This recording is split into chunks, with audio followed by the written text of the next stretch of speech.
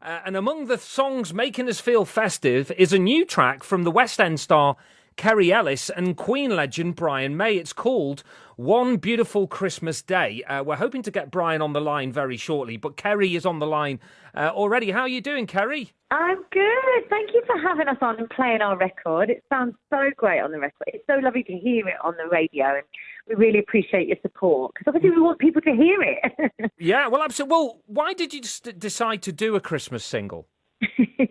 Well, it's quite a thing putting something out at Christmas, because it is swamped. It is quite, everybody does it, and especially at the moment, because a lot of people have been at home, so they've been writing songs. But for me, it was more about putting something out positive after the year that we've had, especially for the arts, the theatres. It's been a really tricky year. So for me, I just wanted to put something out that people could enjoy, and that summed up a little bit of this year of us connecting in different ways, but still, coming together at Christmas, however we can do that, if it's online or if it's at the doorstep. So yeah, it was important to me. Yeah, and we've got Brian on the line. Hi, Brian. Hello, how you doing, Paul? I'm good, thank you. So we all know that you've worked with Kerry before. How did you get involved with this song? It came from Kerry, actually. A couple of her friends wrote it, and it was kicking around for a while. We're thinking, that could be nice. It's Andy and John, Andy Vitolo and John King up in Manchester, not too far from you. And I heard it. Kerry played it to me and said, what do you think? And I said, yeah, I could play on that. And I said, why don't you come down? Now, of course, we did it all social distances. You have to.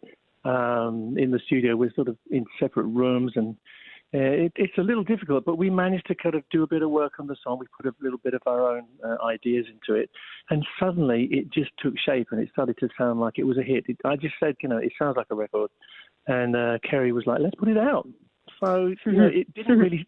It's kind of an organic thing. I don't think we started off with massive hopes, but now, having heard it on the record and seeing people pick it up, it's really exciting that it might actually become another Christmas classic, which we'd love to be. I feel very proud of it already. Well, Kerry, as Brian's just alluded to that, how difficult is it recording something like this? Because none of us have ever had to deal with these conditions and these circumstances before. So doing a record together, was that quite a challenge? It was. We did it, a lot of it before the actual, the real lockdown hit. And then obviously as restrictions were changing all the time, we were adhering to the rules and regulations, being in different studios and coming through different entrances and exits. And like the video, we did lots of it on our phones, because obviously we couldn't all get into a studio and have a big video shoot. So it was tricky. However, I do think you just can't keep creativity down. I think people find a way. Everyone's done their concerts and bits and pieces online, and we have found a way, and I think that's really important. You need to kind of to keep going and keep doing what you do, and not be put off by the situation. Yeah. Brian, did you think that's actually motivated a lot of people in your industry to get creative the whole pandemic? I mean, you've been very busy with the You Are the Champion song, the new album with Queen, as well as this. So it's been pretty much non-stop for you, hasn't it? Yeah, I've been very busy, apart from being ill for a certain period of the time, which we won't talk about. But yeah, I think it's actually a lifesaver just to keep busy and keep creative. For me, I start to kind of wither away if I'm not creating something. And it was lovely doing this thing with Kerry. It's very fresh, and we did it quite quickly once we got going on it. And it just feels like it gets your old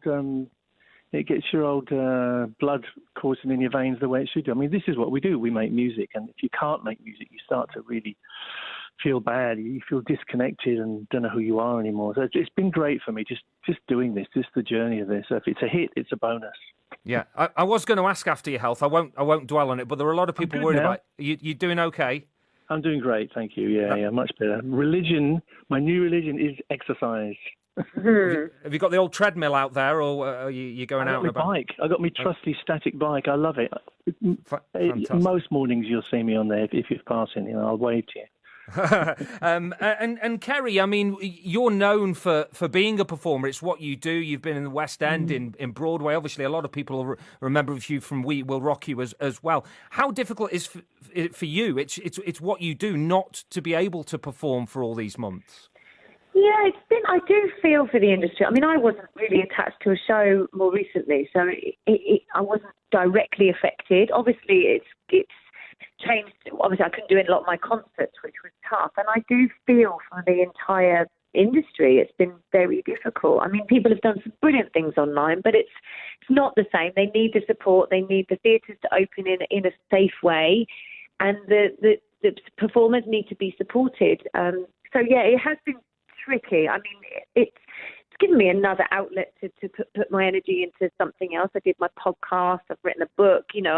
We did the Christmas song. So it's forced me into a slightly different area this year, biding my time, I think, until I can get out there and perform. But, yeah, it's been tough for the arts. But let's hope people are going to get back and they're going to open. And I think people have really missed it. It's been really apparent how much people need that escapism and to be able to go to the theatre and be transported for a couple of hours. It's been really, really apparent this year. Yeah, definitely. Well, I've got my tickets for Queen and Adam Lambert, which I was meant to be going to in June. So that's that's next June now. But Brian, I think you've emphasised, haven't you, as well, how it's not just the artists that are affected by this. It has a knock-on effect down the industry, doesn't it? All the support staff that have been massively affected by this.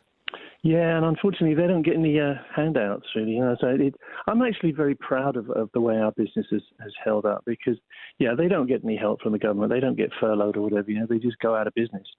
And it's been very hard. All these people who do sound and lights and staging and stuff, I've had a terrible time. But you know what? They're still standing and they will be back, and we will be back out there. And if I just ask you, Brian, because we're marking, obviously we're BBC Radio Merseyside, so we're marking the anniversary of the death of John Lennon, which was 40 years ago today. Oh my God, yeah. Your memories of John Lennon, whether it be growing up, listening to his music, as I know you did, or any personal experience, what are your abiding memories of him? To me, he's the greatest songwriter of our generation. I mean, maybe jointly with Bob Dylan, but John Lennon to me is a total hero. I never met him. I wish I had, but that's just one of those things. But I kind of worship the guy really. Everything the Beatles did to me is kind of like the Bible. You learn from every note. And John, that voice, the songs, it's just staggering, and it doesn't get old. Every time I put on my old Beatles record, I get that same records. I get that same thrill. Well, it's been great speaking to you both. I'll just ask Kerry to introduce the song. Tell us, what do you hope people get out of this, Kerry? Oh, well, every time I hear it, it just makes me feel all warm and fuzzy. It makes me sing along. To hear my kids sing along to it just melts my heart. And I hope it touches people and people enjoy it as much as we have been making it. And this is one beautiful Christmas day. Fantastic. Lovely to speak to you both. Take care, both. Have a good Christmas. Thank you. Thank Pleasure, you. thanks. Cheers. Thanks.